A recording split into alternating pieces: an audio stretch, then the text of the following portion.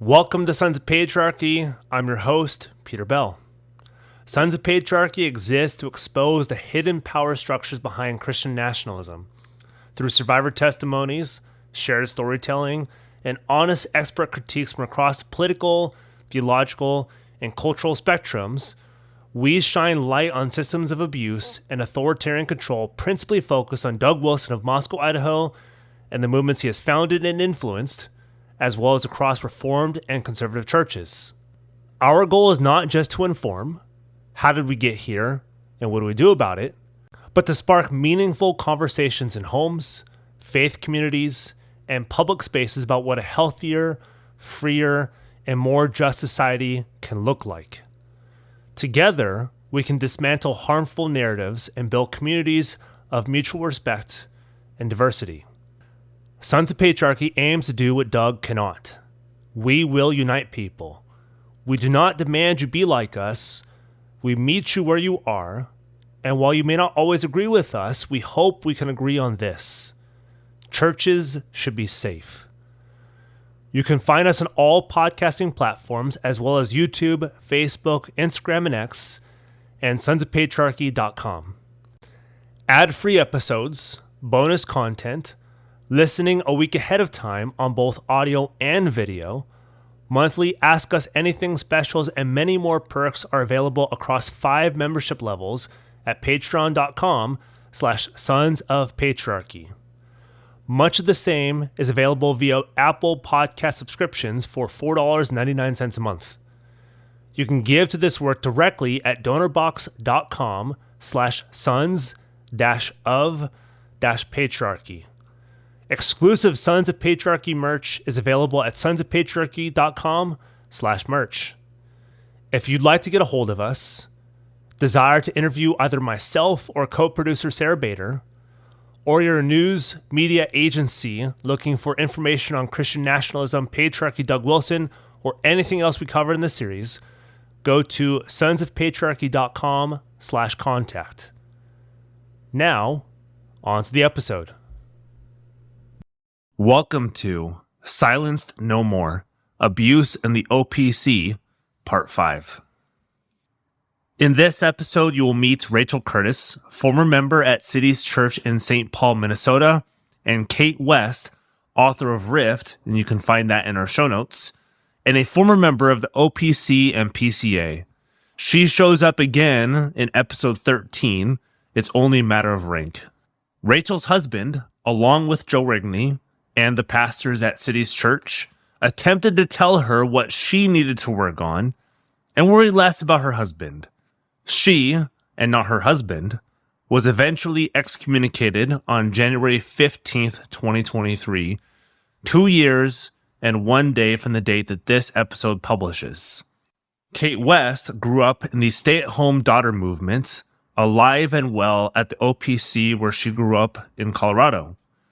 Cait's life was ruled by her father, Patriarchy, was shamed for her body, and was told to never trust her feelings. In these circles, your life as a woman is figured out for you. You just happen to live it. Let's begin with Rachel Curtis. My name's Rachel Curtis. So I got married in May of 2015. And I moved to Minnesota because my ex-husband was going to Bethlehem College and Seminary, which is where Joe Rigney was a professor. And we started attending Cities Church, which is a Bethlehem church plant. And Joe was one of the pastors there. So I met him pretty early on, just was really aware of who he was, given his connection with my ex-husband's school and then our church. And so, that's how I knew Joe. And then I don't remember exactly when, but I know through time, it was a big deal, his connection with Doug Wilson. And, he came from his college and things like that. And so, definitely had heard of Doug Wilson. Lots of people at Bethlehem were kind of fans of him at the school because of Joe and his influence and the books and things like that. Gotcha. So, with Cities Church. So this is you said Minnesota, right? So this is a plant of Bethlehem College and Seminary. And people might know Bethlehem College and Bethlehem Baptist from John Piper. So he's a big name in Reformed evangelicalism. So Joe Rigney, kind of his right-hand man, and in a sense, was also big too. But for Cities Church, what was the culture like at Cities Church, both theologically, socially, culturally, whatever it may be, and then also maybe compared to your church growing up, or if you were church growing up, what was that like being at Rigney's church with your husband? What was that culture like? Yeah, so at the time, I thought at the time that it was a pretty good church, and there was a lot of people our age, and so it seemed like we could connect with a lot of people, given that I had just moved to a new state. But there were definitely times throughout our time there that I really felt like there was a disconnect between how people, what the pastors and the leadership said to how people behaved. And at the time, there were things that didn't personally bother me, but in hindsight, I see the culture where it's very much about men are really elevated above women in like an unhealthy level.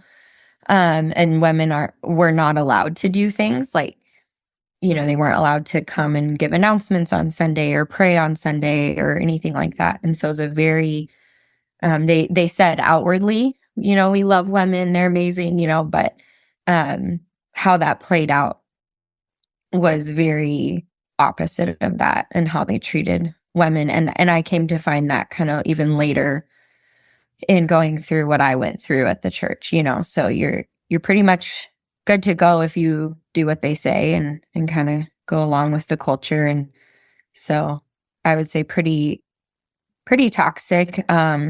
There's a lot of people, even in my community group and my life group, that ended up, flipping on me, siding with pastors, that kind of thing. So it's very much the pastor's way or the highway. So, yeah. So when did your time? So how long were you there before things started cropping up? Because it didn't start off bad. It sounds great. I mean, a lot of these churches sound great on the front end. Community and friends and fellowship and preaching and all that stuff sounds great on the front end. So it's usually these churches aren't like big warning signs saying, don't come here, we're a cult. But that's not how it usually starts. So when did your time at Cities Church and your relationship with Joe Rigney, your husband, and other pastors, when did that become or start becoming spiritually abusive? Yeah, that's a great question. So I had been going to Cities Church for about 6 years, through my whole marriage. But I would say it was after 4 years. So in 2019 was when I met with Joe Rigney, and I had been dealing with my ex-husband being addicted to pornography and lying, and it just was not something that there was help and support for, and I thought that it was getting better, but it wasn't. And so we ended up meeting with Joe, and he became the point pastor involved in our marriage. And, for 3 years, I worked with Joe. I reached out to him via email, text, at church. I would go up to him at church. I would talk with him. And at first he gave, some solid advice. He didn't check in with us regularly over those 3 years until things got really bad in the marriage. I was the one that reached out to him consistently, for help.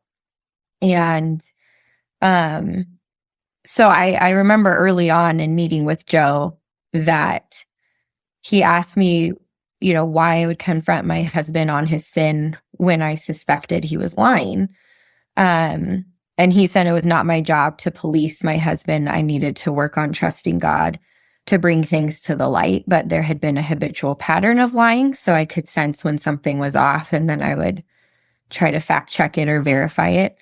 So at the time, I took his advice and kept doing what he said I should do. And this went on for about 2 years. So I remember in 2021 of May, I called Joe in tears saying I couldn't keep suffering like this in my marriage because it had been over 7 years of lying and pornography and nothing seemed to be getting better. Despite all my efforts, I had worked really hard to try to fix things in my marriage, do the work, try to get my husband help, that kind of thing. So I remember that was kind of a big catalyst for like my marriage. And, it seemed fine, talking with Joe, plugging along, kind of his advice, like I said, sometimes was solid. And then looking back, it really was, it didn't help or change anything. And then Joe said that at that time when I called him in May of 2021, he said he would deal with my husband and his sin. And he told me that I needed to let the pastors handle it and that he was not like the other pastors I had known, because I had known other abusive pastors who betrayed my trust. And he really was like, we got your back. Like, we're going to deal with your husband. You can trust us. He was fully confident. And because I had built a relationship with him, for a couple of years, I was like, okay, in tears, I'm like, okay, I trust you, you got this. So then that was kind of the beginning of the end, as it were, because in July of 2021, my ex-husband got fired from his job for use of pornography at work. He did not ever speak to me about this. I found out through a mutual friend who was in his life group. He notified me. And at this time, it was, we had just separated for the last time in July of 2021. And there was just a lot of financial fallout I have two girls, and there was a lot of financial fallout for us with that. And, just lack of responsibility, because even when my ex-husband got a new job, he allowed our health insurance to terminate. He wasn't taking the steps to provide our most basic needs at that time. So then, while Joe and another pastor, Ryan Griffith, who's kind of another big name in Reformed and at Bethlehem College, Bethlehem Church, but Cities Church, that kind of thing. So I would kind of talk with Joe. Ryan Griffith would talk with my ex-husband. So they worked closely with our case. And for me, it became evident that they were not handling this situation the way they should. Because of that, because I felt like there was some disagreements in how things were being handled and what they were telling me I needed to do. It kind of reached a point where I was seeing that I needed to leave the church and get help elsewhere. And I would say that I didn't think that their pastoral care to me was aligning with what I believed were biblical principles.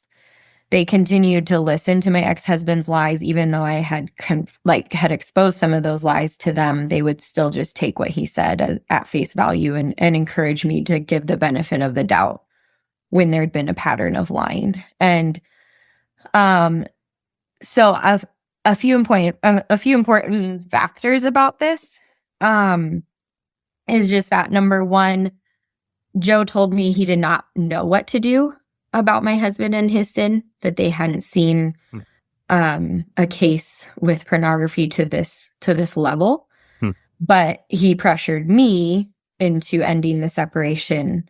And instead of truly supporting me, he pushed for us to reconcile quickly without me seeing the fruit of repentance and change in my ex-husband. He was it was very evident that his main goal was, how can we get you guys back together without the work of repentance.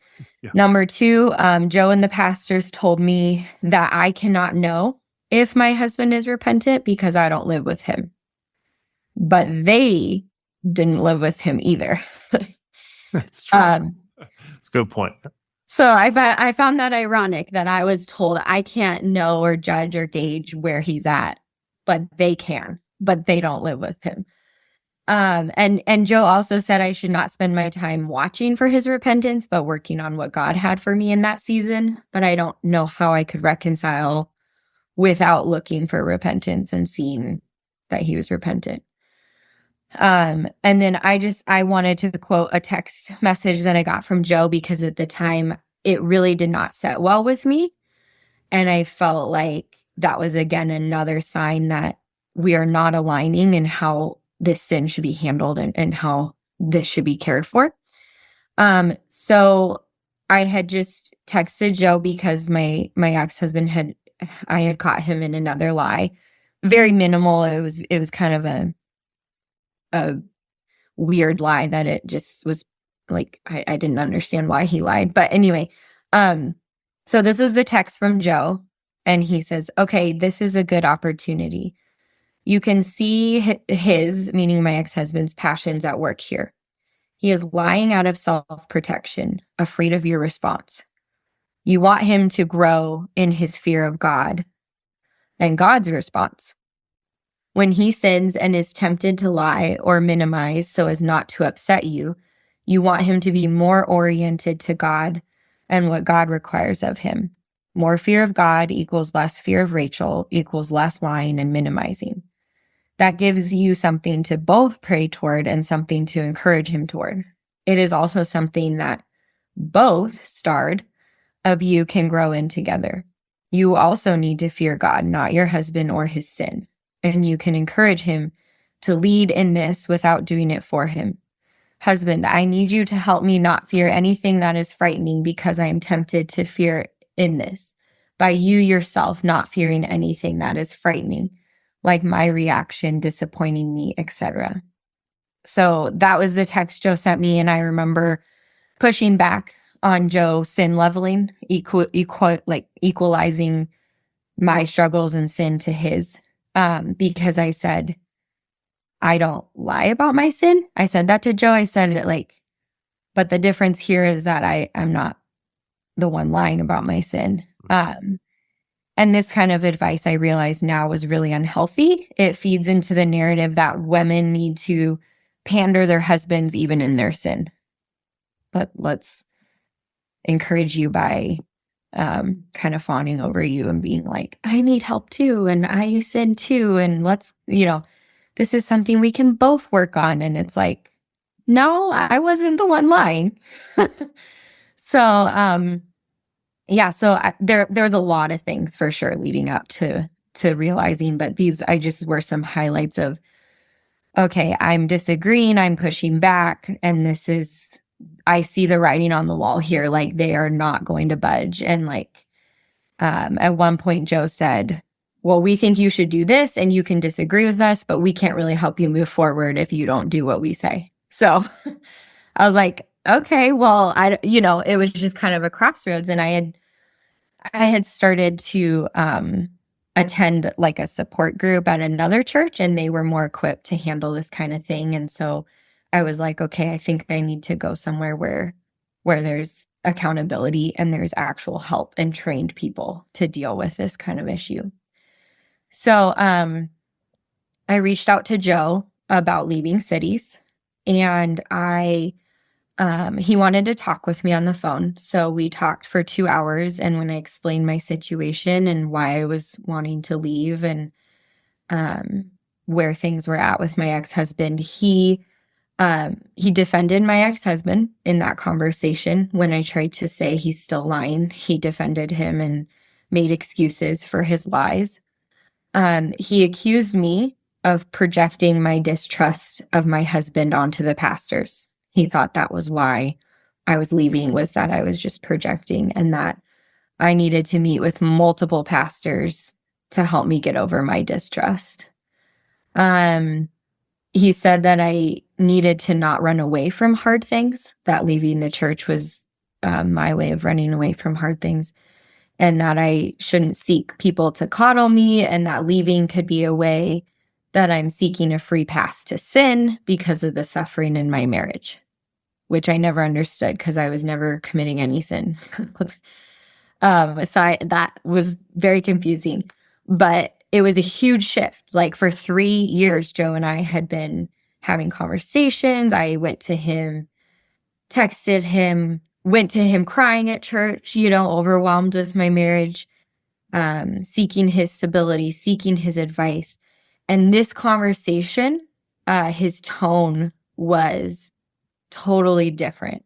Like he treated me so different than he had been speaking to me, and he really spoke to me in a way where we could go back and forth and things like that. And this felt like that catalyst of, again, you disagree with them and they come down on you. And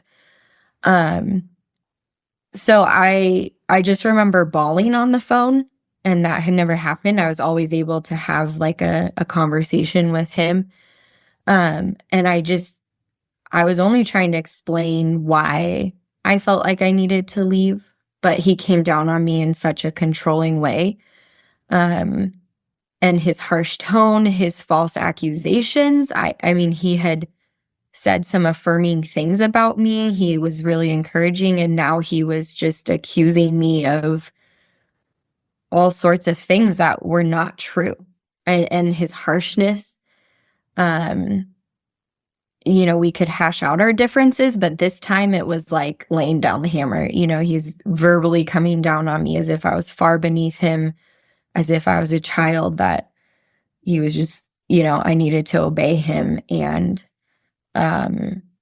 it was very spiritually abusive. The way I reacted, like if someone is a true godly shepherd and we're having a conversation as adults and I'm sharing what I think I need, there was no gentleness and humility in that. It was like attack towards me. And so that was, that really rocked me. That was really traumatic for me. And I felt very, very, what's the word, like harmed by that, where I could not then, I didn't even have the capacity to like explain, to some of my friends that what had happened and why I was leaving.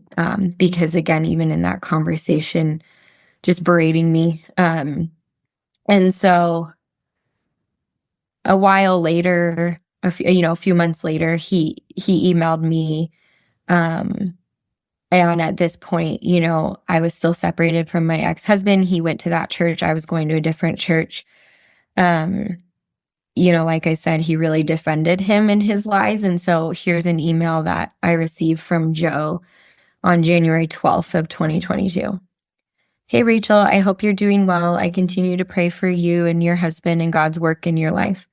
I wanted to check in with you about a couple of things. First, I can't remember if you had communicated to any of the pastors about plans to formally transition from City's Church. I think you had mentioned at one point, so I wanted to follow up. If you still desire to do so, simply let me or Pastor Jonathan know when you begin the process of joining a like-minded church so we can formalize the transfer of membership. Until then, we'll keep you on our membership roster. We'll continue to pray for you as a member and to check in to see where things stand. The second item has to do with your husband. The pastors are encouraged by the evidence we have seen of his progress in successfully fighting sin and living in purity. In particularly, we've seen evidence of him addressing patterns of self-pity and passivity, and are encouraged by the development of discipline, personal responsibility, and diligence. His therapist has affirmed the positive changes in him, as well as making concrete attempts toward healing and reconciliation in his marriage. As a result of this progress, we intend to encourage him to serve again as part of the worship team, should he desire to do so. However, before we extend this opportunity to him, we wanted to hear from you if there are evidences contrary to what we have seen, or reasons that we are not aware of by which he should be restricted from serving in this or other ways at Cities. Let me know if you have particular reservations or if you share in our sense of encouragement. I look forward to hearing from you. Clinging to Jesus with you, Joe Rigney. So I received that email from Joe in on January 12th of 2022 and February 10th of 2022, I had confronted my ex-husband, telling him that I knew he was still living in sin and that he wasn't being honest. And I got an email from my ex-husband admitting to using pornography, acting in sexual sin, drinking, and lying. So this was a little over a month after Joe wanted to restore him to the worship team. And I never heard from Joe again. He never reached out that I'm aware. I never received any sort of follow-up after him wanting to restore him to the worship team and then finding out that I was in fact correct, that this lifestyle of sin was still going on. So I never heard from Joe after that. And on January 15th, 2023, so 2 years ago, Jonathan Parnell, the lead pastor at Cities Church, and Joe Rigney, as well as my ex-husband, had me publicly excommunicated from Cities Church. They explicitly said that I have sought divorce, which they believe I did not have biblical grounds to do so, and that due to my unwillingness to continue speaking with them, I have a hardened heart.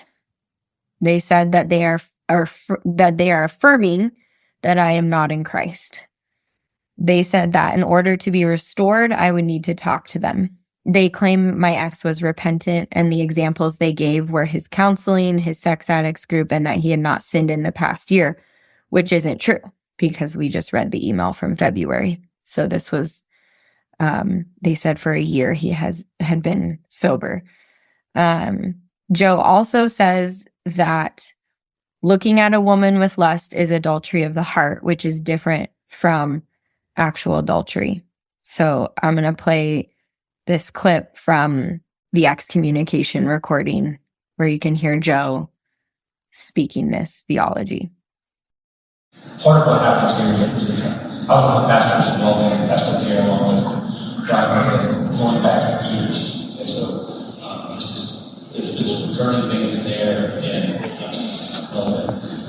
two things became evident in the last year and a half. One was the kind of difference of exegetical things. So there is something, I think, for Rachel in that flattening out, so to look at a woman lustfully is to commit adultery. Jesus says to look at a woman lustfully is to commit adultery in your heart. And so the question is whether or not the theological question is adultery in the heart different than adultery in fact?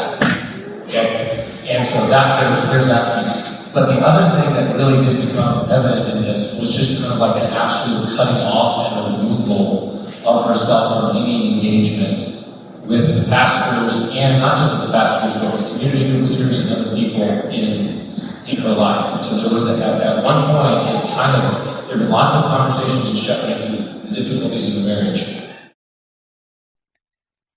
So Joe also says that there was a huge shift in me listening to the pastors to then cutting them off and being done with my marriage, which was the furthest thing from the truth. So here's the clip of Joe publicly accusing me of that. And I would say for a good period of the marital difficulties, that was true for both ups and downs, highs and lows, like you got heavy and intense. And then at some point, it really did shift substantially. And I mean, when I'm talking in the sense of pastoral care, conversations, text threads, meeting with community group leaders, all of those sort of things. And then all of a sudden, it's like I'm just done with that entirely. Not just done with the marriage, but done with kind of you, all of you. So that really did shift it from not really if you're not, to use John as there, I want to forgive, but I'm hurt really bad and I need some time. It's like, that's great, that's understandable. It shifted from that to something much more deep and hardened to I'm not even willing to try. I'm over. So Jonathan Parnell, the lead pastor, also said that he had a hunch that I wanted to leave Cities Church because I wanted to get divorced and I knew they would disagree. This is the furthest thing from the truth. that was never the issue for me. I was leaving because of how the pastors were treating me in my situation and their lack of holding accountable for my ex's sin. I never wanted to get divorced. That was not my heart in leaving the church at all. And he also said that Jonathan said he thinks that I think that they are crazy in this public excommunication that I have the recording of. He said, I think she thinks we're crazy. I never said this. In fact, I was very respectful of Joe, and I never said anything like this to anybody. I respectfully left. I was asking to have support of a new church and support, because they had support groups for this type of sin. I asked my ex-husband to not continue at City's church because of starting to see the toxic ways and having 2 daughters. I didn't want my girls being raised and treated this way in a church that's very patriarchal. I did not even pursue divorce because of adultery of the heart. I pursued divorce because my ex-husband was in unrepentant sin, particularly dishonesty. And I told him that. We had a counseling session after I filed for divorce. And I said, the breakdown in the marriage was, he thought it was his pornography. And I told him, which I had told him for 6 years, that I would stick with him through his struggle. That everyone has sin, everyone has addictions, everyone has issues. I told him, for our whole marriage, I'm always going to stick with you through this sin struggle. But that if it ever became a way of life that he was okay with, I would not be a part of that. And I told that to the pastors as well. So the issue was that he did not stop lying. And for me, that was where I was like, there's no building trust if there's dishonesty. We can't move forward if there's lying. So with that, here's the email that I sent to Joe after our 2-hour conversation, where he really berated me. And this is what I said, which again shows that they were accusing me of just being done with them, done with my marriage, which wasn't true. So on October 28th, 2021, I said,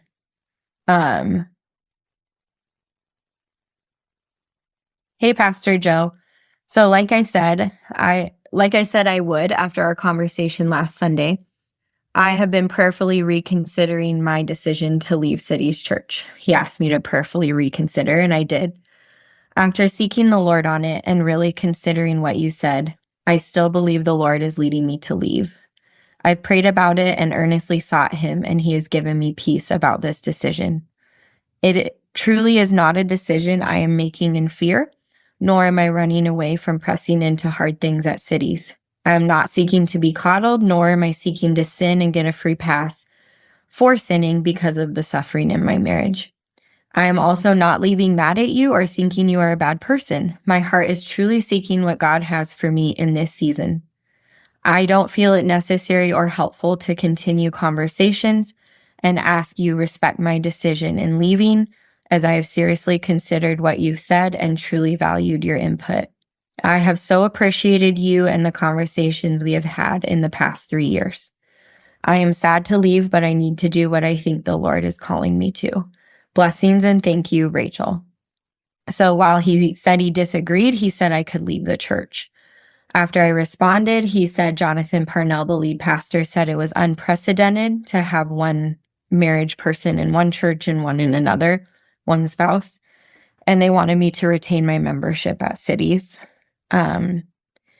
So that was, again, to me, a very awful thing that, Joe and I had a really respectful conversation that I listened, I responded, and then they, just because they flipped their mind on me leaving, didn't mean I had, they were trying to force me to have conversations. And because I didn't, they thought I had a hard heart, when you can see by my email that was not my heart, and that I communicated that to Joe. And then there's just, there's just a big thing that I want to share, because 3 weeks before my excommunication, where they, Jonathan Parnell publicly claims that my ex is repentant and that they have seen this over a year. 3 weeks before the excommunication, we owned a rental property, and we had a tenant who was a believer that wrote this email to my ex-husband, December 26, 2022. Just wanted to give you some feedback as you sell the house and we transition out. We have lived in many places, even internationally, in a third world country. Our experience here has been the worst of any of the places we have lived. The lawn hardly got mowed all summer. The snow didn't get moved, both of which were supposed to be included in our rent. We volunteered to mow the grass, but were told there was no money to be able to pay us to do it. We have been shoveling the snow, and I have sent a Venmo money request for payment, but it has not been taken care of. The dishwasher has not been working well for the last several months, which was never taken care of, as well, which you were made aware of. These are just to name a few things. Communication is another subject. It was and currently still is non-existent. If it wasn't for Rachel trying to help us through the sale, we wouldn't know anything about what was going on. As well, you still owe us a security deposit. I am giving you notice that if I do not see it, I will be talking to a lawyer and considering my options based on what he says. I would strongly encourage you to think carefully about decisions that you make in the future and consider if you are willing and able to take on the responsibility of the decision. As a Christian and as a man, you need to stand up, take responsibility for your actions, no matter if they work out good or bad. It is a man's job to face things and deal with them, even when it is not easy or doesn't turn out as planned. I realize you've had a lot to deal with in your own family over the last year or so, but that still does not release you from responsibilities in other areas of your life. I have been very easygoing and patient with everything regarding the house because of what you have been dealing with in your own life, but I am now wondering if that caused more harm than good, because nothing was taken care of remotely the way it should have been. You have 2 girls that are watching you and that you are responsible for. None of the thoughts that I am writing here will do you any good if you develop any attitudes other than one that will prompt you to stand up, take responsibility for your actions, and learn from your mistakes. Now go forward considering all of this.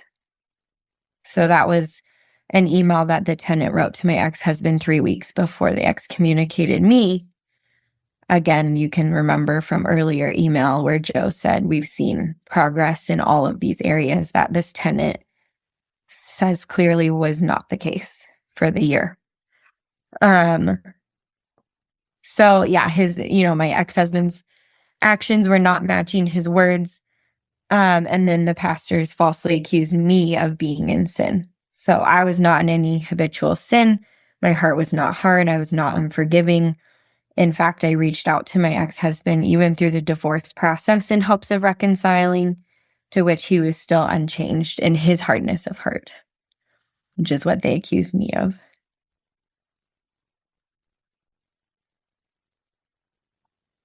I have a question that's not on the list that I sent you, but it just pops up for me, and I'd assume listeners are thinking the same thing. Why do you think, or is it just like patriarchy is the reason?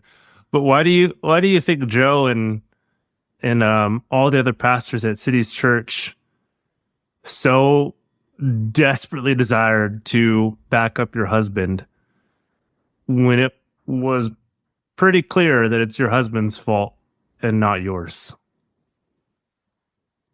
Yeah, that's a great question. The 2 things that I've thought about as reasons for that was, one, it makes them look good to restore him to the worship team. It makes the church look good, and it also, there was another. This is a side note. There was another pastor at the time who came to my house and spoke with me, who'd only met with my ex-husband a couple of times, and said, he's all good in the brotherhood. And I was like, I don't even know what that means. Like, so I think it's a male patriarchy thing. And then I think it's what makes them look good. But I think the biggest thing for the excommunication piece was a public statement to say, if you go against what we say, here's what's going to happen to you. We're going to punish you. Like, I think it was to make a statement to everybody, especially women.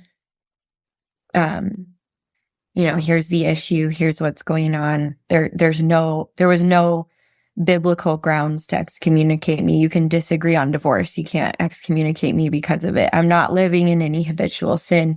God's word nowhere says, you're in sin because you changed churches and didn't keep talking to your pastors who spiritually abused you. That's not a sin. And so, they did that to me. And I think it was really to make an example of their way or the highway. Mm-hmm. Now, before the last two-parter question, in our pre-recording call, you had said that now that this had happened to you, it made sense, things that were happening before that you couldn't quite put a finger on. Like, why are these people leaving? What are they saying? Can you talk about that too, for those whom have not been excommunicated yet from their churches for doing the things that you've done or not done, but noticing, oh, shoot, maybe this is why these people left. And the church told us one thing when it's actually another thing. Mm-hmm. Yeah, I think they just present a really good facade up front. They make it look like that they're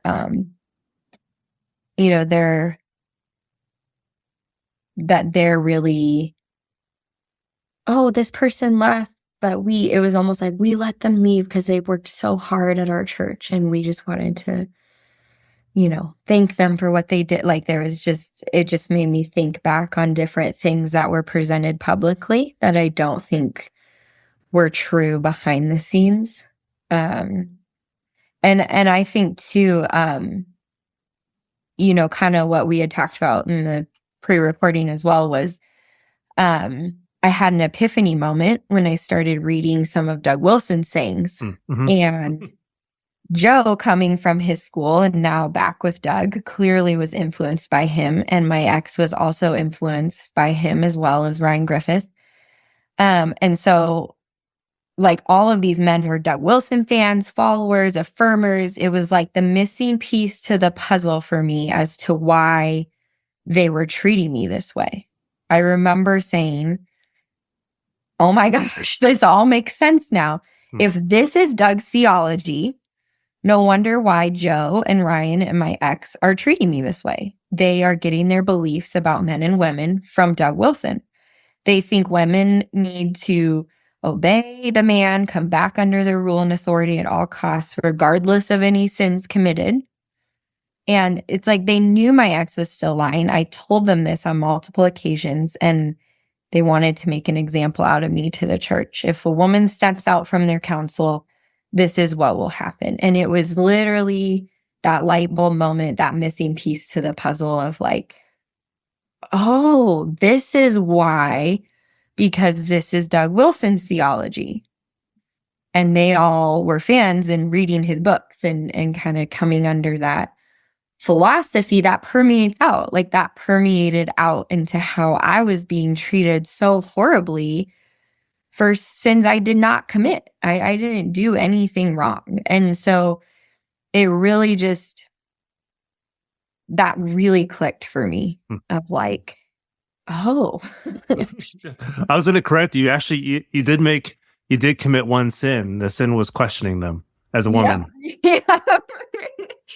I disagreed, so I had to get kicked out. And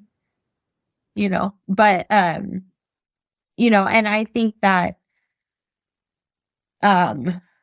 I did just want to speak to the impact, I think. Yeah, go for it. Just walking this road was one of the most painful roads to walk. The loss of my marriage, the loss of my hopes and dreams, the brokenness of my trust in someone I loved. I loved my husband.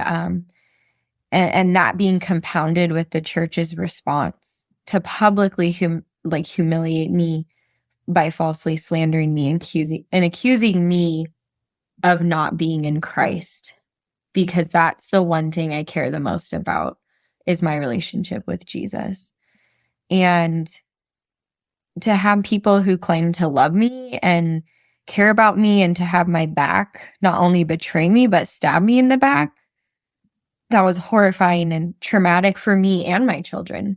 I mean, my 2 girls watched a lot of this happen. And to watch my 2 little girls suffer instead of being shepherded was so traumatic, for all of us. And for me to imagine as a mother, my children going to a church where not only have I been publicly declared an unbeliever, but that their own father would let me take the blame for his sin. I think the darkness that I suffered, the harm that I walked through, I think of, David when he says in Psalm 55, if an enemy were insulting me, I could endure it. If a foe were rising against me, I could hide. But it is you, a man like myself, my companion, my close friend, with whom I once enjoyed sweet fellowship at the house of God as we walked about among the worshipers. And I just think that not only was it a betrayal of my marriage, it was a betrayal of my church, which is why I tried to leave respectfully, because I could see the errors of their ways, coddling my ex-husband, giving him a free pass, and coming down on me, the woman. It just was really, really just a double trauma.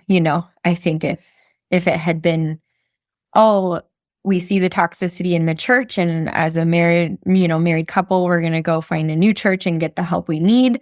We could have weathered that storm, or vice versa. Like if the church had supported me with my marriage and I had the help that I needed, I could have weathered that storm. But to have both was really hard. And I think that the Psalm 55, it says, as for me, I call to God, and the Lord saves me. Evening, morning, and noon, I cry out in distress, and he hears my voice. And that speaks to me, and that Jesus was really with me in the darkness. He was close to me in the suffering and the betrayal. And at the end of the day, I knew that I answered to God and not evil men. And that's why I stayed strong to do what I did and to leave, because I knew that I ultimately answered to God, not to Joe Rigney, not to Jonathan Parnell, not to my ex-husband, but what would be honoring to God. And my home having habitual sin was not honoring God. And I had to take that stand, even though it cost me almost everything. And my heart was to honor the Lord. And, I suffered a lot. I couldn't go to church for, a while. I mean, it was just really traumatic, really triggering, really, even the shame too, that I felt like I'm this single mom with 2 little girls, and is everybody staring at me and judging me at church? And like, even if they weren't, there was just so many layers of having to undo this theology, this toxicity that I had been in for so long that I didn't realize, was as bad as it was. Yeah. So can you end by talking to 2 groups? The first one being those listening, and maybe like Rachel, 6 or 7 years ago, or even sooner than that, who may not have caught everything on the front end, but pieces are starting to come together, but they're still in one of these churches. And then number 2, can you talk to Joe Rigney and the pastors of Cities Church, because they can't speak back to you. You're the one who's telling them. Now that you see what they did for what it is, spiritual abuse. So talk to those 2 groups. Yeah. I think I would say I would want to tell others, men and women, that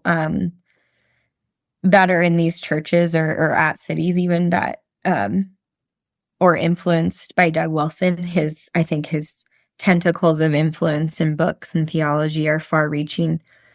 That the best thing they can do to get out from the toxicity is to seek outside help and support from people who are not in it. I think to seek counsel from outside voices, from those who are educated and understand God's heart for the oppressed, in order to give them the strength to leave and find healing from what they're under.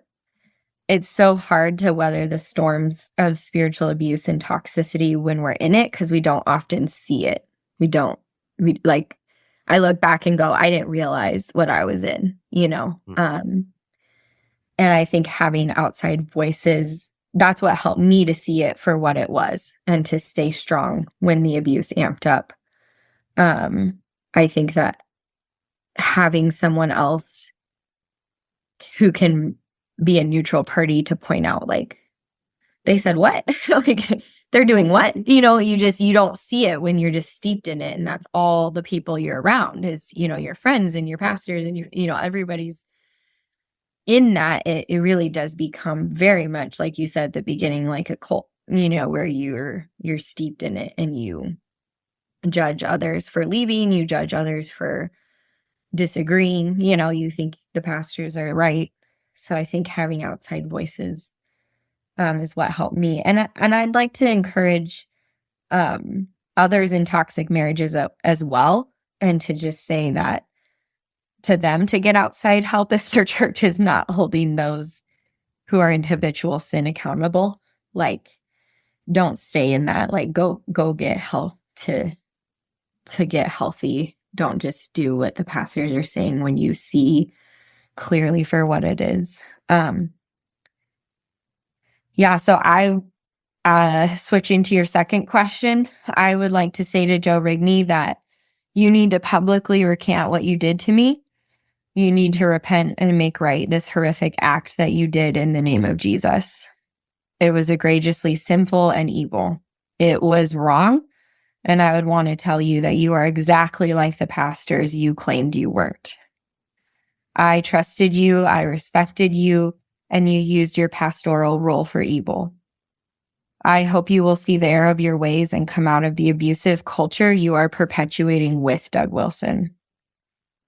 I'd like to speak to Jonathan Parnell, and I'd like to say that you are not above accountability. You try to leverage your spiritual authority to convince people to go along with your ways, and they are not God's ways. You have acted evil, and you have loved what makes you look good over what is right. You have elevated men above women to an abusive measure, and you publicly spiritually abused me to make an example to other women that if they don't obey you, they too will be punished. This is not God's way. I would also like to speak to my ex-husband and say that what you have done to horrifically abuse me and your children, as no repentant man would have allowed anyone to take the fall for his sin and be publicly slandered, has caused us damage beyond words. Despite this, I hope for the sake of your children and for the sake of your own soul that you would turn from your hypocrisy and humble yourself before God.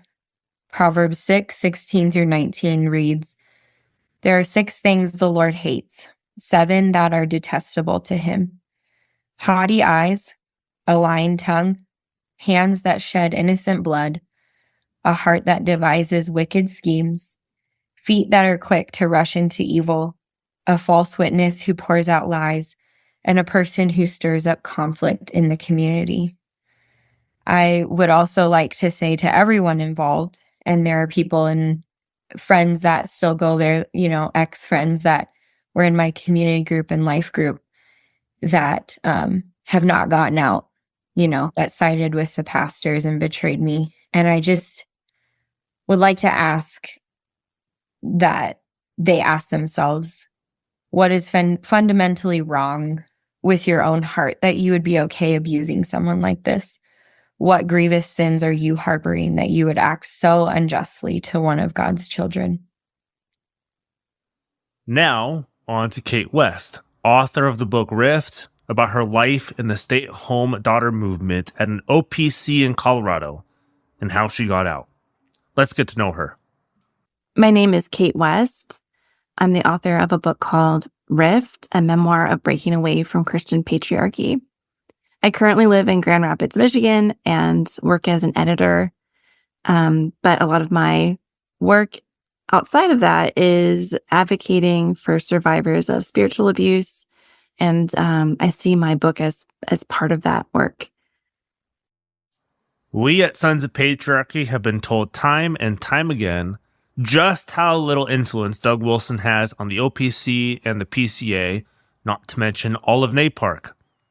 But it's not only Doug's influence we're worried about, though that's our focus. He's but one influence among many. He's just the most media savvy of the bunch. So here's how Cait got to know Doug himself. It's so interesting. The name Doug Wilson, I don't remember a time when I didn't know his name because he was such an impending figure, an imposing figure in my life and in my family, how we lived. I grew up as a kid in Pennsylvania, and we went to a PCA church in Maryland. And Doug Wilson was a big influence in that church, and he would come out for conferences. I have this vague memory of picking him up at the airport one time, and my dad would go out to Moscow for conferences out there. And our church in Maryland created a classical Christian school based on Doug Wilson's, the model of schools that he has promoted the past few decades. And my two older siblings went to that church school, that classical school.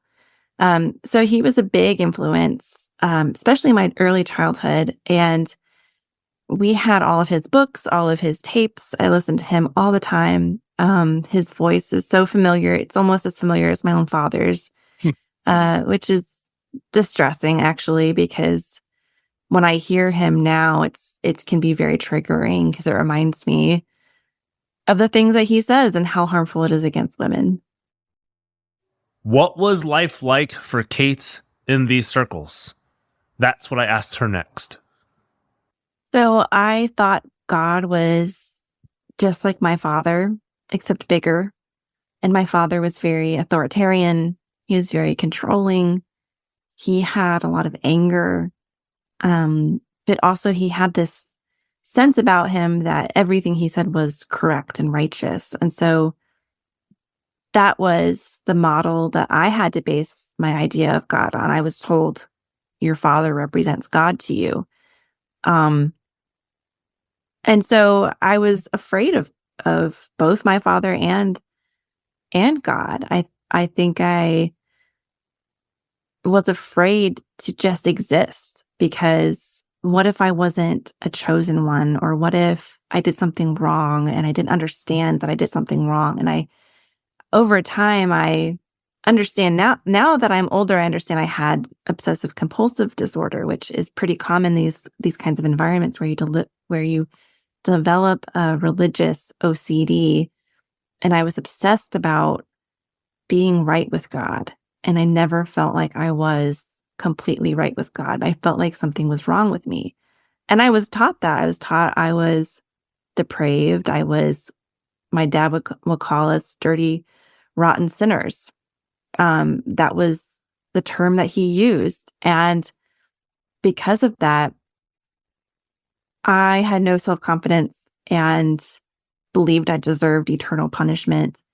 And so, yeah, it was difficult to grow up that way and be confident and be not afraid of everything. And I think the OCD was a form of anxiety about that, this existential anxiety of trying to figure out why maybe I wasn't a chosen one. Why was I not getting it? That when people said they had so much comfort in this religion, why was I afraid all the time? More particularly, what were Cait's thoughts and experiences like in an ultra-patriarchal church and culture? What does it do to young girls and their aspirations of womanhood? What does it teach women about sexuality and their bodies and the desires of men around them? Yeah, one of my earliest memories is a thing I talk about in the beginning of my book. This moment when I'm around 5 years old, and I put on this bathing suit that I had worn the previous year, and it's a 2-piece bathing suit. But I'm 5 years old, right? I'm not a sexual person. Like I'm a little kid, basically a baby. And I remember my father telling my mother to tell me to take off the bathing suit and put on a more modest one. And I had no concept of what that meant at the time. This was one of my earliest memories. And I just felt a lot of shame around my body and what this said about me. I thought I had done something wrong. And I internalized all that shame without understanding what he was even asking for. And so to me, the reason I remember that is because it symbolizes all of the shame and teachings I had around women and women's bodies from such an early age that I've carried with me for decades. As I got older, my older siblings were going to this classical school, and when I turned 5, I went to a school, a private Christian school for a little bit. But then after a couple months, my father pulled me out and decided to start homeschooling me. So this was right around 1993, and homeschooling was becoming more popular, was becoming legal, and it was spreading as this idea of education for religious parents who wanted to really commit to raising their kids in a religious way without outside influence. And so I was the first in my family to be homeschooled. And that really set me on a trajectory of isolation, of indoctrination, that I had no idea was going to happen to me. So growing up that way, I didn't have a lot of outside influence. I was taught what my father believed about God and about gender and what my role was. And over time, it became more and more radicalized. I can see how it became more extreme over time, especially as we moved to that OPC church and we became more influenced by Vision Forum, which was an organization similar to Bill Gothard's IBLP and the same kind of teachings, at least.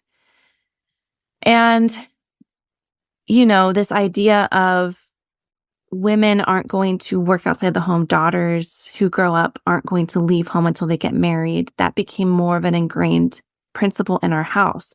And so I never had this idea that I would have any dreams or any jobs outside of being a wife and a mother and serving the patriarch in my life, which at the time was my father and would someday be my husband. And so that was the whole framework of how I existed. And I lost my sense of self in that whole process. Now, with that background, on to the OPC.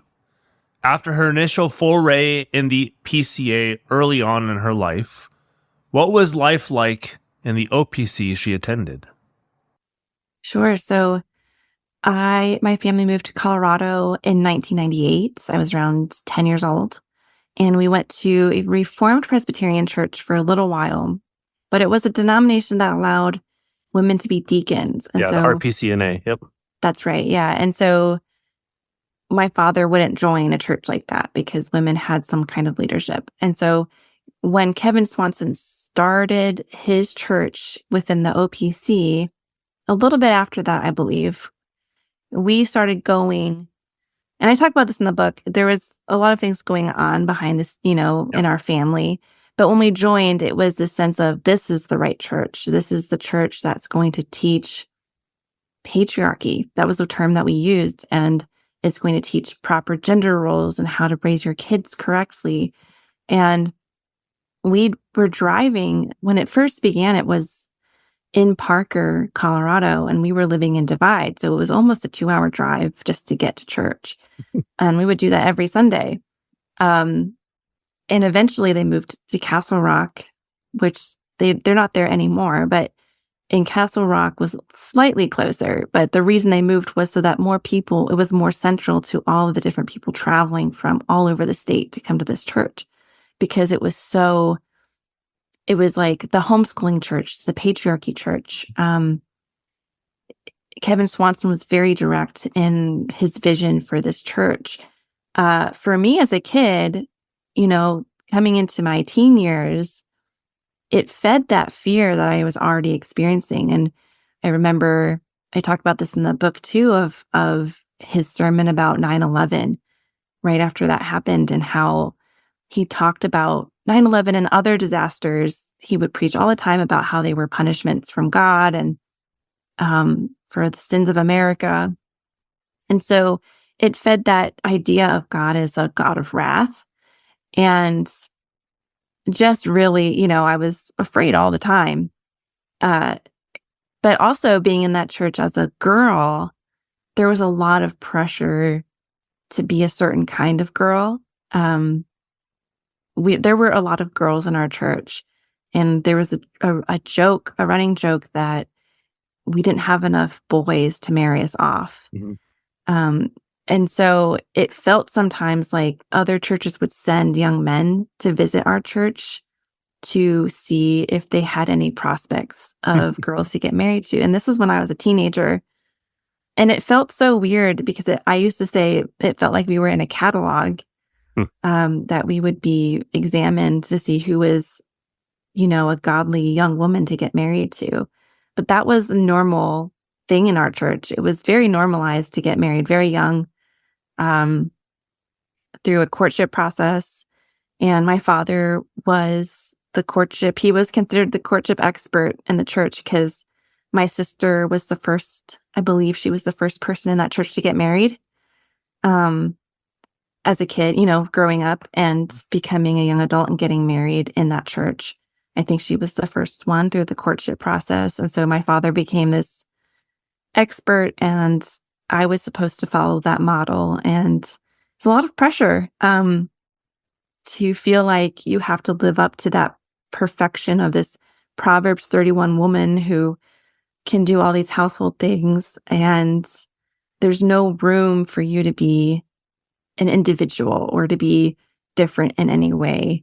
I felt very lonely, and like I couldn't relate to a lot of the other girls. And it was also I also felt like there was this competition of who was going to get married first and who was going to get certain young men to be interested in them without being overly, seductive or something that would be sinful. It was a lot of weird pressure of like, you have to get married, but you can't be the one to start it. So, but all of these thoughts are going through my head as when I was a child. It was not like I was in my 20s and 30s thinking about these things. I was a homeschooled, sheltered young girl who wasn't even sure she wanted to have kids and get married. Core to the identity of this church, and so often in the Waters and Reformed churches in general, is the headship over daughters by their fathers. There's a good and right desire to protect and provide, but it's the control that's at issue here. The boys tend to have more choice as it relates to dating, but the girls are the prize. You find this concentrated in the stay-at-home daughter movement. Here's Cait describing it. Yeah, so a stay-at-home daughter was this concept that was popularized in Vision Forum, especially with this book called So Much More by the Botkin sisters. They were teenagers, I believe, when they wrote this book. They were not married. So it was this idea that because a girl's goal is to get married and have as many children as possible, it would be a waste of time for her to go to college or pursue a career. And even if she was going to pursue a career, it was dangerous because it would teach her how to be independent and think for herself. And so all of those things became banned for a lot of these families I knew in this movement, the patriarchy movement, because girls leaving home meant that they would have too much independence. And so we were told we had to stay home until we got married. And my father told me I wouldn't be an adult until I got married. So I did not understand that is coercion, especially when you're a legal adult. You are supposed to have choices. I didn't understand what was really happening. And I just believed that I needed to obey my father, and that would be obeying God. And even if I disagreed with some of the things my father did, I would be blessed by honoring that. And so I stayed for a very long time. I stayed until I was 25. I went through, I say 1.5 courtships because I went through a whole courtship. Yeah. And I'll get into your courtships in a second. Yep. Yeah. And so I had that experience. It was really pivotal for me in figuring out what I wanted to do with my life and how I was going to leave and choose something different for myself. We'll get into this in a few weeks, episode 14, Second in Rank. But my guess is, if you're a woman listening to this, you've been told men are logical, women feel. Or men are scared of emotions, women are controlled by them. If you dig down deep enough and you scratch a patriarch, he bleeds fear and control. You see, women are too easily deceived, they say. They're controlled by their emotions, and only a man can lead them on a path of righteousness. In other words, women are told, don't trust your feelings. Cait West goes into this. Yeah, I mean, I go back to when I was younger and I was,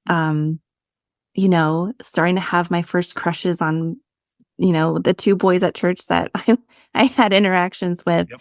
And I would write my feelings in my journal. But then I would go back with whiteout and I would erase it all because I was ashamed of my feelings because I was taught that they were evil, right? Our feelings are our heart's deceitful. Our feelings don't matter. And so I internalized a lot of shame. I'm very much a shame internalizer. And so by the time I got to be 20 years old and in this first courtship, I was very well practiced at that kind of internalizing of shame. And so I tried really hard to follow the rules, but I found that being with somebody that often, and I was very much attracted to him, and I really enjoyed being with him, and I was imagining like maybe I'm going to get married to him, and what would that be like? I don't think it wasn't possible for me to not have any feelings for him, even at a base level of just like really caring about him as a person. And so just to have that naturally happen and then to be told you're actively sinning, it was very much that idea of cognitive dissonance where it was like, it's not making sense that I'm being sinful by having a feeling that I can't really control. I had been so good at trying to repress my emotions. I was taught that was a control thing, that was a good thing. But I was finding that your emotions can't be controlled and they are guides to what you should be doing with your life. I didn't know that at the time, but it was just really a moment for me to understand that maybe my emotions weren't wrong and it was okay to love somebody. But I remember my father ended the courtship for different reasons. It wasn't because he was gay, because we didn't really know that. And even if it was, my dad would have said that's not a real thing. Mm-hmm. And anyways, so my dad ended the courtship after like 8 months. And I was very upset because I had no choice. I had no ability to make a different decision. I just had to submit and go on with my life and somehow forget that I had this connection with somebody. And I was heartbroken. And my father told me, you need to submit to me and repent of your feelings. And you are being sinful and you're cheating on your future spouse with your emotions. And I knew that was wrong. Like there was this deep sense of intuition I had at that moment that this is not correct. I can't be in the wrong for loving somebody. And I started to listen to that voice more and more after that moment. And it took me a few years to leave, but I really believe it was a time for me to understand that what I was being told didn't always mean that that was the truth. This distrust of feelings, the headship over the girl by her father, tends to lead to a practice of courtship. Feelings are fickle and lead you into bad things. You've got to control them and trust your superiors because they know what's best for you. But at the same time, as you'll hear, the moment a woman marries a man, she's expected to turn from prude to sex goddess at the drop of a hat. Your husband has needs and you must fulfill them. But when you're told all your life before you're married, don't trust your feelings, they're deceitful, don't be attractive or seductive, don't wake up love before it's ready, that change can not only be difficult, it seems impossible. From nothing to everything. Here's how Cait navigated her courtship. There were different methods of courtship in this movement, and it depended on the father and the father's preferences. So my father followed a certain guidebook, and he promoted that to our church and to anybody he knew. It was called The Pathway to Christian Marriage. It's written by a man named John Thompson.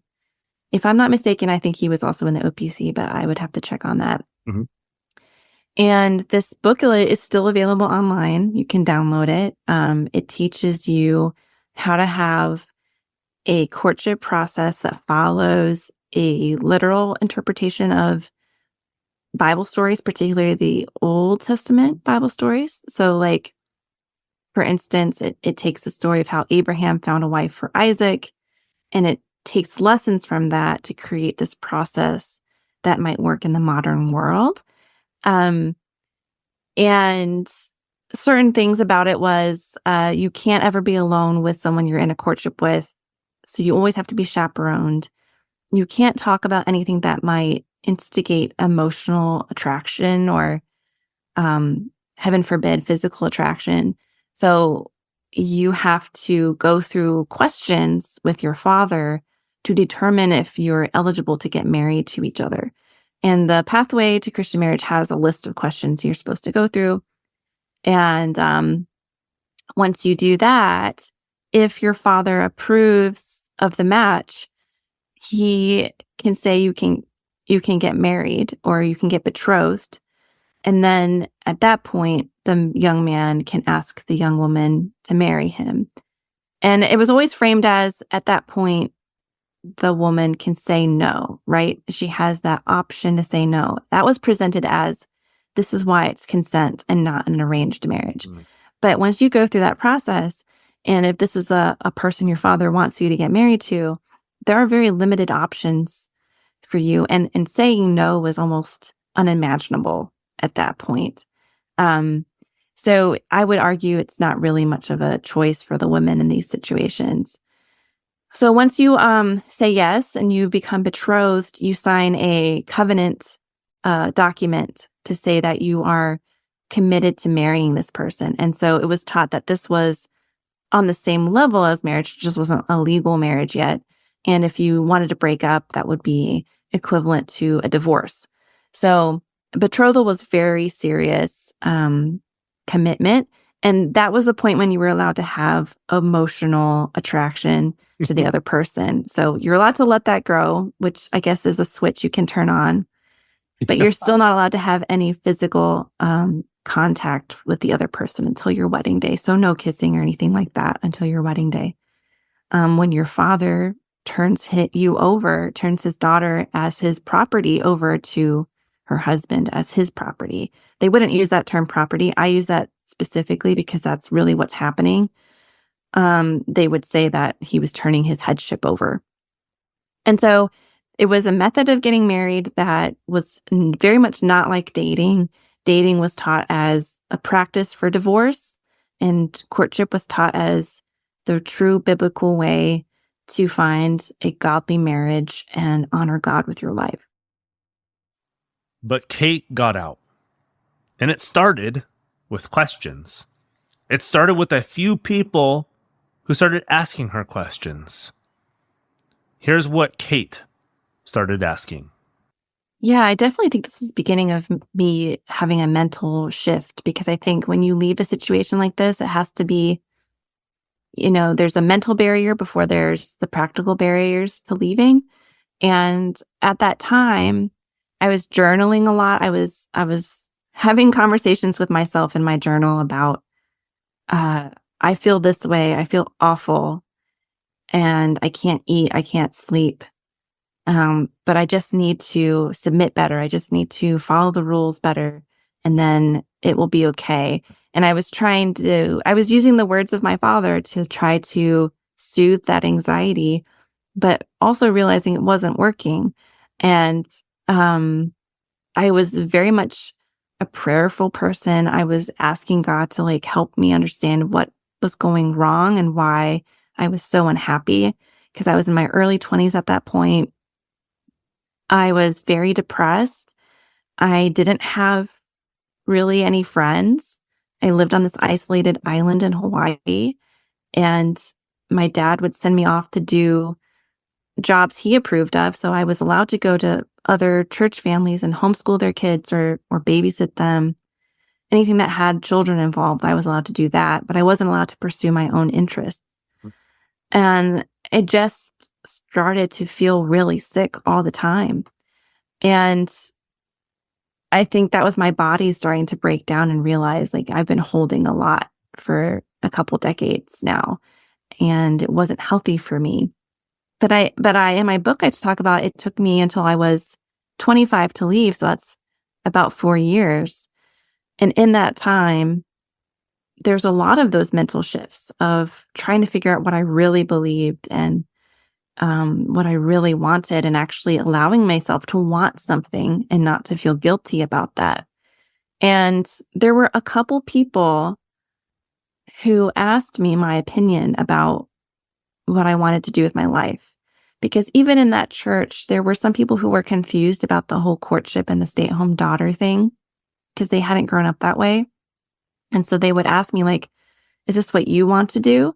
And I always had a script of things I would say, what I had been taught to say. Of course, this is what I'm supposed to do. This is what God wants me to do. I'm just going to do this, this, and this, and then I'll get married, and that will be my life's purpose.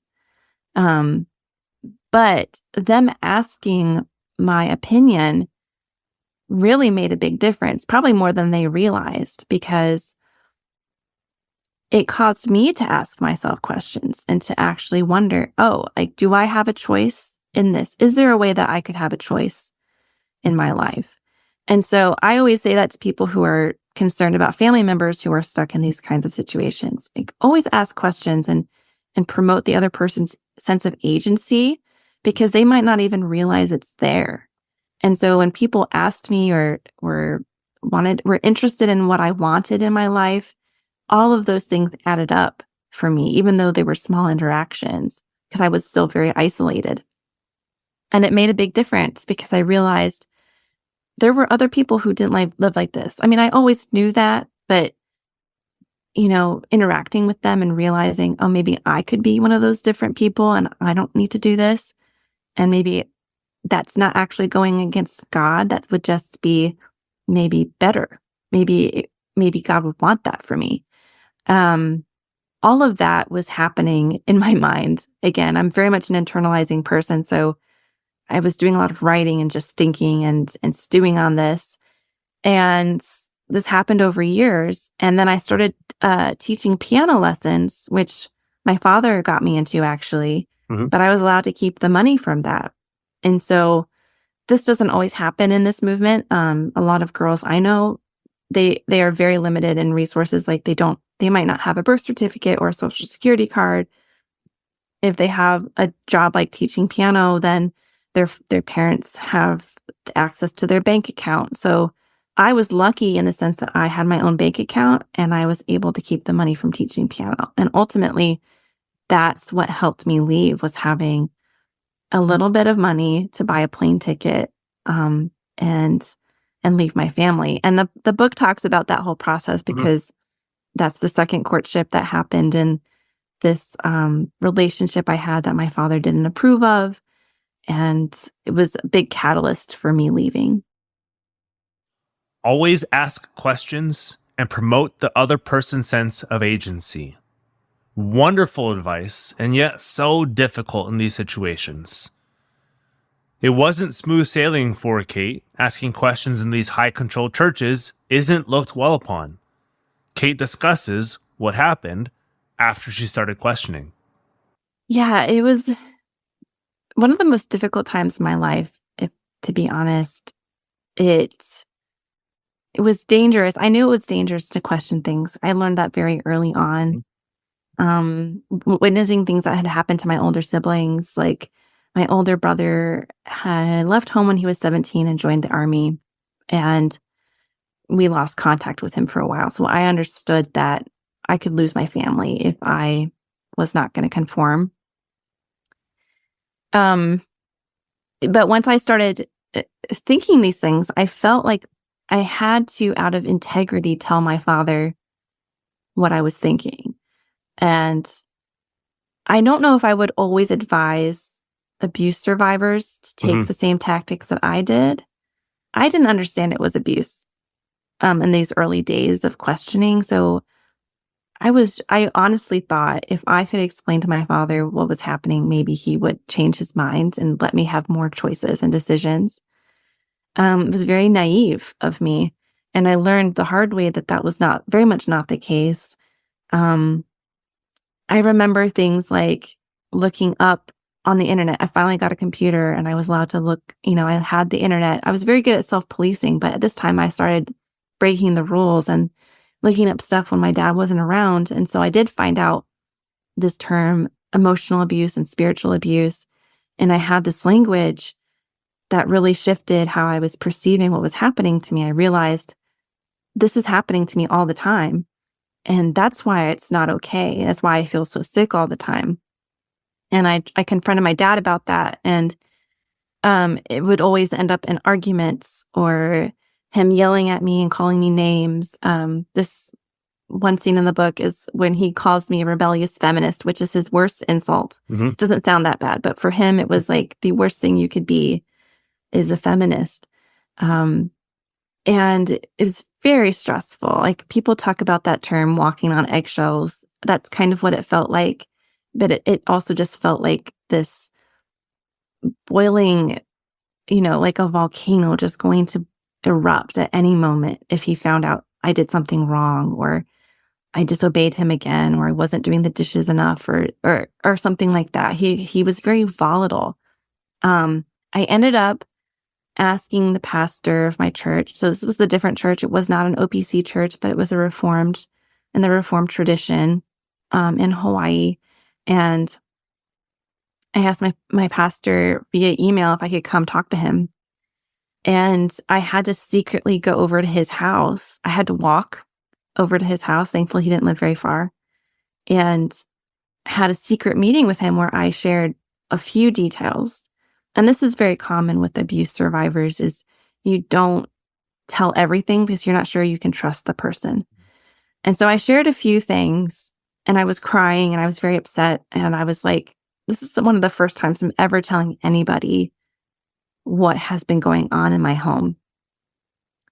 And he says he's gonna figure out something and talk to my dad at some point and try to help me sort this out because, I'm talking to the pastor. My dad's the only elder in this church. There's a lot of power dynamics at play here that I didn't understand.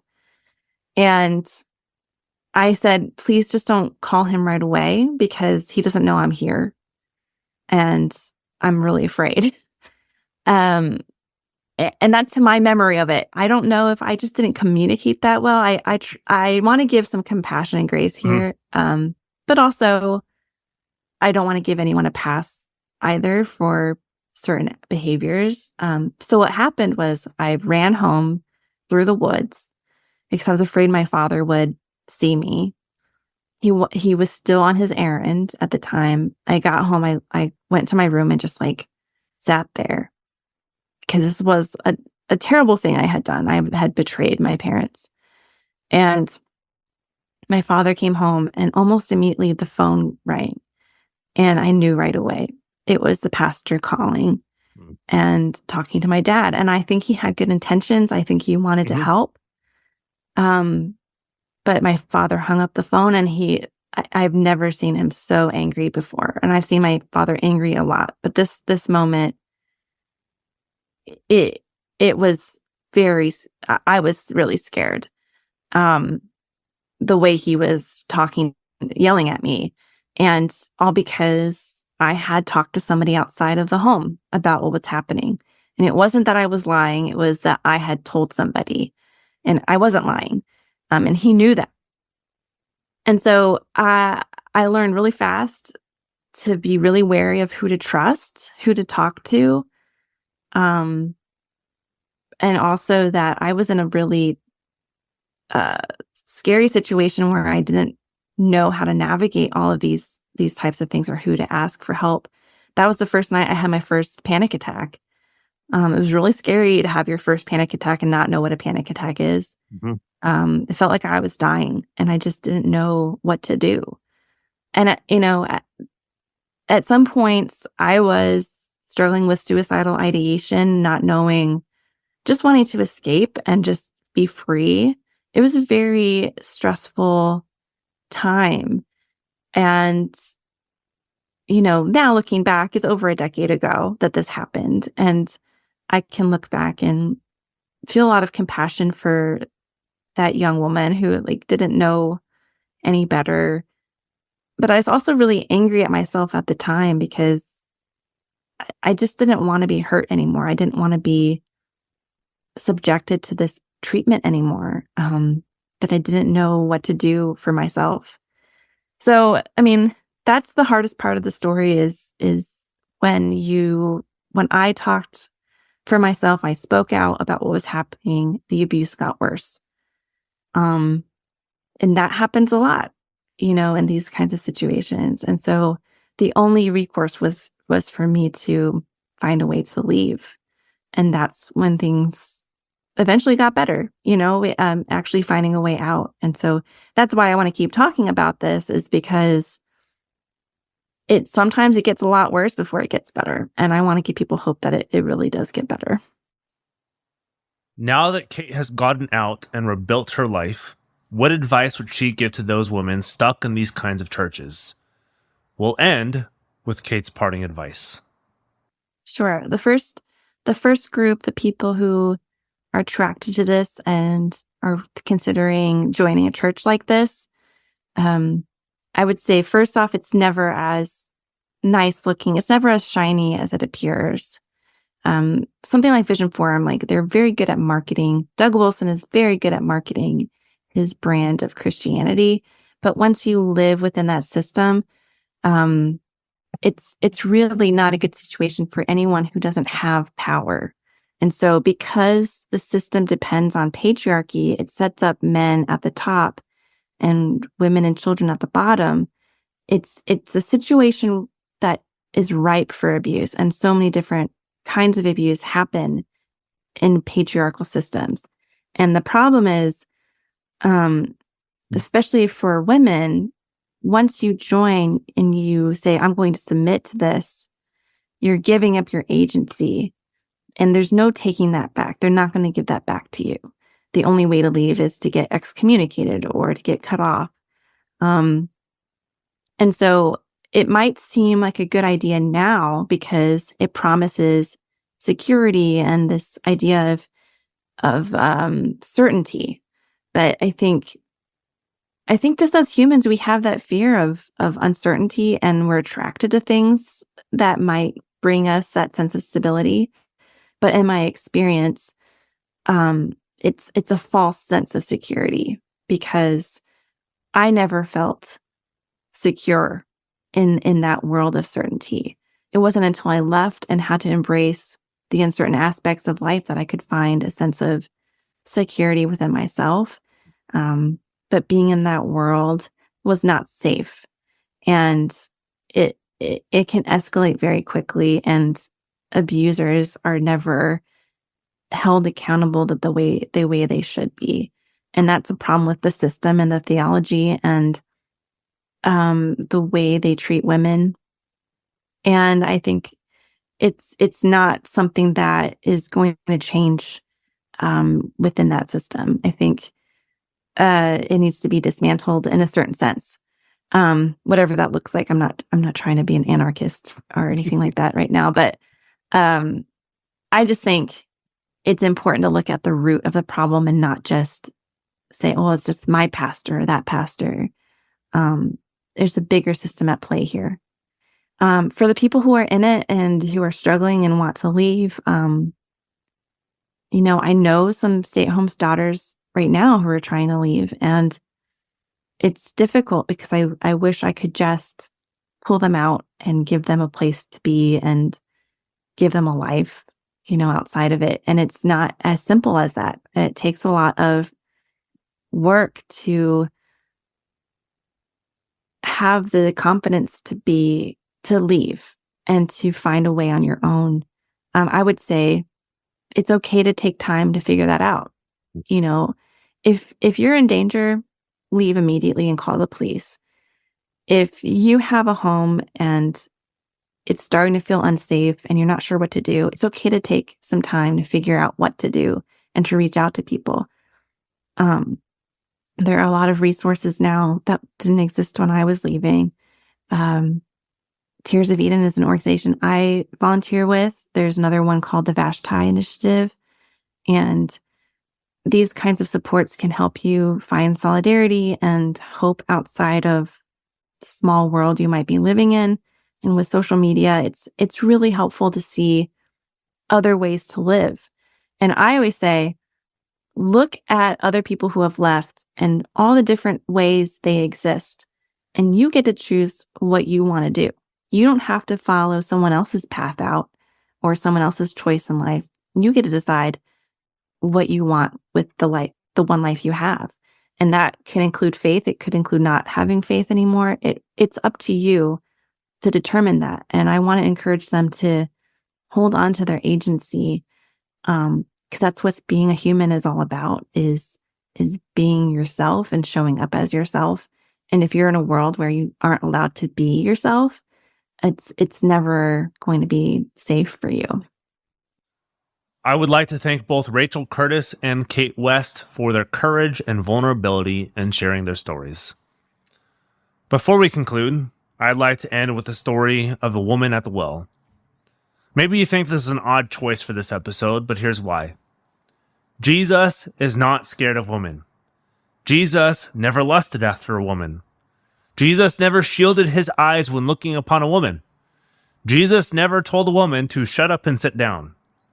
Jesus never asked a woman, "Why are you speaking to me? I can only speak through your Father." Jesus created women. Jesus loves women. Jesus treats women as he treats men. Jesus cared for women. In a day and age when women were little better than slaves, he saw them as equals. Here's John 4:25-30. The woman said, "I know that Messiah, called Christ, is coming. When he comes, he will explain everything to us." Then Jesus declared, "I, the one speaking to you, am he." Just then his disciples returned and were surprised to find him talking with a woman. But no one asked, "What do you want?" or "Why are you talking with her?" Then, leaving her water jar, the woman went back to the town and said to the people, "Come, see a man who told me everything I ever did. Could this be the Messiah?" They came out of the town and made their way toward him. Jesus didn't shy away from calling out her sin. She had 5 previous men that she had slept with, and the one she's sleeping with then was not her husband. What he did do was treat her as he would treat a man. He treated her with dignity. No rabbi would be caught dead speaking to a woman at this time, let alone one who was known for sleeping around. But Jesus is different. He sees the one he created. He doesn't see a temptress, a seductress, a human easy to deceive, a person who shouldn't vote, or someone who needs to be under authority lest they fall. He sees someone made in his own image. He sees a woman in all her glory and beauty. He sees a woman made for and deserving of love. Someone who has autonomy and the ability to make her own choices. He sees the complement of man just as man is the complement of the woman. He sees you, his beloved. Next week, we end our series of abuse in the OPC with another CREC story added in, and we move on to our next denomination. See you then.